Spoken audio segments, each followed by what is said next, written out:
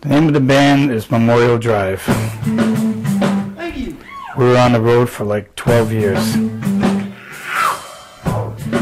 And we traveled all over the place. We went from up and down from between Washington, D.C. and all the way up to Canada.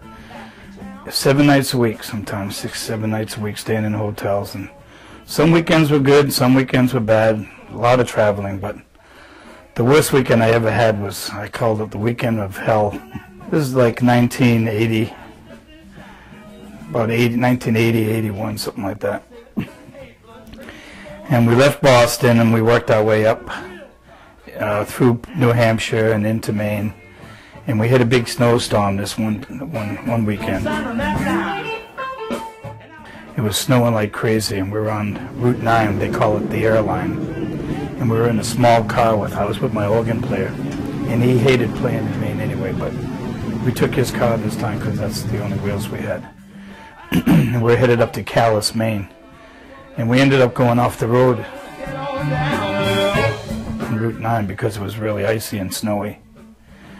And we almost went off of like a 500-foot drop, but the car went into the snowbank. So we waited there in the cold, we were freezing our butts off, and then finally somebody came by and they called for help, and we got a tow truck a few hours later, and they towed us out of there. And we kept going, and we just made it for the gig. Everybody was wondering where we were in the band, because we were supposed to start like at 8:30, and it was like 8:15. So we get in there, we got changed real quick, and we started playing, and after the first or second set, I forget what set it was, we went outside, me and my drummer went outside, we were going to smoke a joint. And on the way to the car, there was a bunch of rednecks out there, and they were kind of mocking us because we had on jumpsuits, like silk satin jumpsuits, and we had on hats. I guess we looked like we were the city boys, like Sly and the Family Stone. So they started mocking us and everything. We just ignored them. So we went in the car and we did our thing, and then on the way out, we were walking back into the club, and one of them threw a couple of bottles at us.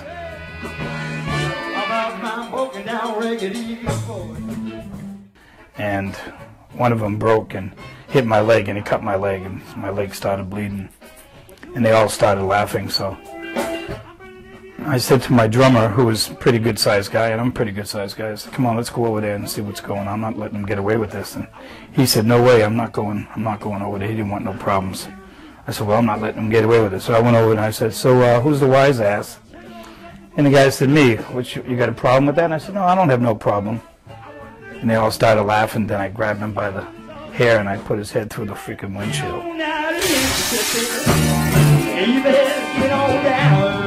And I said, anybody else want any more of this? And three other guys started taking it. They took off. They ran away. And I left him in there with his head through the windshield. And I went back in the club and started playing.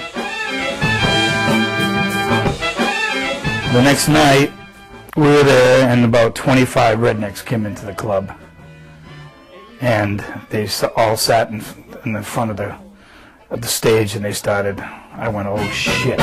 And there was a guy, he had a bandage on his head, and they're all clapping their fists together like this, and looking at me, and they're giving me the signal on the neck like I'm dead meat. And the guys in the band said, see, I told you, you know, you never should have freaking did that. And I'm like, hey, I don't care. He had it coming to him. So, make a long story short, they sat there and they stared at us down. They booed at us after every song, and they were just waiting for the right opportunity. In the back of the club, there was a bunch of Indians from the reservation. They'd been there every night because they liked the band.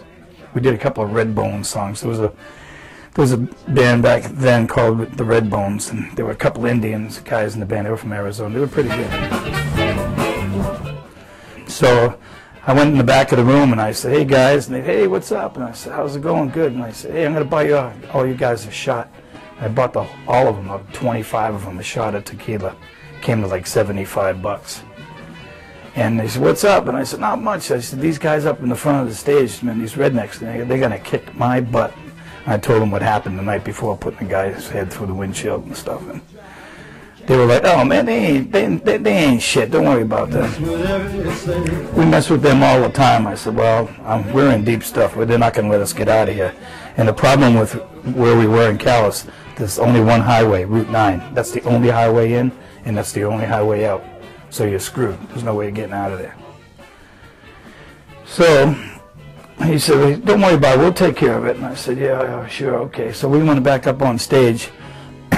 Excuse me. And started playing, and all of a sudden these rednecks yelled out. He come running in the club, and he goes, they got our trucks, they got our trucks. So these Indians had gone outside and hot-wired these guys' trucks. I guess it was they did it a lot. These guys didn't get along, the locals with the Indians. But anyway, they were doing donuts out in the parking lot and spinning around in the snow, and all these rednecks get out and went outside and started chasing the Indians. The Indians took off with their trucks. The other guys got in the few trucks they had remaining, and they all get in, they took off after the Indians. Meanwhile, me and the band said, let's get out of here. We stopped playing. The owner came over and she said, where are you going? I said, we're out of here. We're not, you can't leave. Yeah, we're leaving. We're not staying here. We didn't even undo the wiring or nothing. We just threw the cords, unplugged them from the wall, and we threw everything in the truck. We didn't even care if it got damaged. Put a couple of ropes across the back so it wouldn't move around. Put it in our truck, and off we went down Route 9. We were flying down Route 9. I have no idea what happened. We didn't get paid for the night. Everybody was mad, mad at me because we didn't get paid. And it was still snowing. We had to take our time going back, but at least we got out of there without getting killed, getting our asses kicked. Then we get back to Bangor in Orono, a place called the Woodshed. Back then it was a club called the Woodshed. We used to play there quite a bit. And next night we played there. We played all night. The place was packed. And at the end of the night, the guy says, no, I can't pay you. I don't have enough money to pay you. We didn't do that well. We said, what are you talking about? The place is packed. He goes, well, I'll catch you next time. I'll double up on you next time you play. And I said, can't do that. This is our life. We have to get paid. And this guy, Brian, he said, no, I'm sorry. He said, I can't pay you. I can give you a couple $100, something like that. And everybody was pissed. So he didn't give us no money.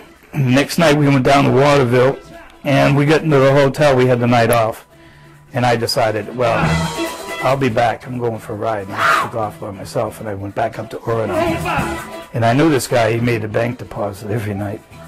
So I hung around till about 1:30 in the morning, and I waited for his car to leave the parking lot, and I followed them. And he went to the bank, and I put a ski mask over my head. And I came up behind him, and I clocked him with a Mickey. And opened up his bag, and it was about $3,600 in there, and he owed us like $3,200. So I took the $3,200, and I left him the rest, and off I went. And I got back to Waterville. We played the next night, and while we were playing the next night, the FBI came into the place we were playing. And they asked me where I was the night before, and I told them I was right here in the hotel with the boys in the band, and they asked everybody in the band if I was there, and they said, yep. And they said, okay, there was something happening up in Orono, and we had to question every lead that we had, so they thought I was one of the leads. But unfortunately enough, I got away with it. We got our money, and that was it. We headed back down. We played in Waterville for a few days, and headed back down to Portsmouth and then back to Boston, and we decided after that we'd never go back that far up into Maine again. We'd never go past Portland because it was just too crazy. The people up there are whacked. So we decided from now on we'll just go between Providence and Portland because there were some good clubs in Portland. But we had a lot of crazy times in 12 years, but that was one of the craziest I ever had. But I'm glad we got out of it okay.